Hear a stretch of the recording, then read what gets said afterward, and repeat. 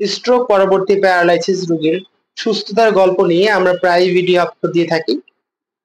এই রোগীটির ভিডিওটিও আমরা খুব দ্রুতই আপলোড দিব এবং এই রোগীর পরিবর্তনটিও আপনারা দেখতে পারবেন, কত সুন্দরভাবে তার পরিবর্তনটি হলো। এই এখন তো দেখতে পাচ্ছেন রোগী কিন্তু তার হাতটিও আপনার টেবিলে উঠাতে পারছে না আমাদের, কিন্তু আমাদের প্রচেষ্টা এবং রোগীর ইচ্ছা শক্তির বলেই কিন্তু আমরা রোগীটিকে সুন্দরভাবে স্বাভাবিক জীবনে ফিরিয়ে আনতে পারছি। এখন রোগীটি তার হাতে গ্রিপটি পর্যন্ত করতে পারে।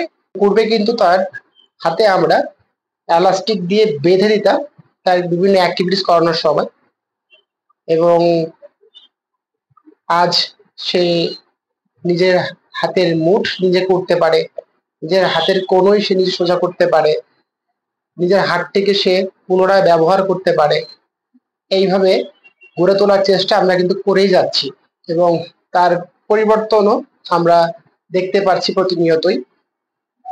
এই পরিবর্তনের ক্ষেত্রে আমরা electrical stimulation, manual therapy, assisted exercise, passive exercise, active assisted exercise, নানা ধরনের অ্যাক্টিভিটিসের মাধ্যমে কিন্তু আজ আমরা তার এই পরিবর্তনটি আনতে সক্ষম হয়েছি। এবং আপনারা নিজেরাই ভিডিওতে দেখতে পাচ্ছেন সে কিন্তু তার হাতের কনুইটি কত সুন্দরভাবে সোজা করে হাতের গ্রিপটিকে করার চেষ্টা করছে নিজে নিজেই।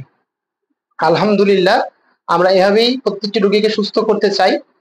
আপনারা দোয়া রাখবেন আমাদের জন্য, যাতে আমরা আপনাদের রোগীদেরকে সুন্দর এবং স্বাভাবিক জীবনকে ফিরে দিতে পারি।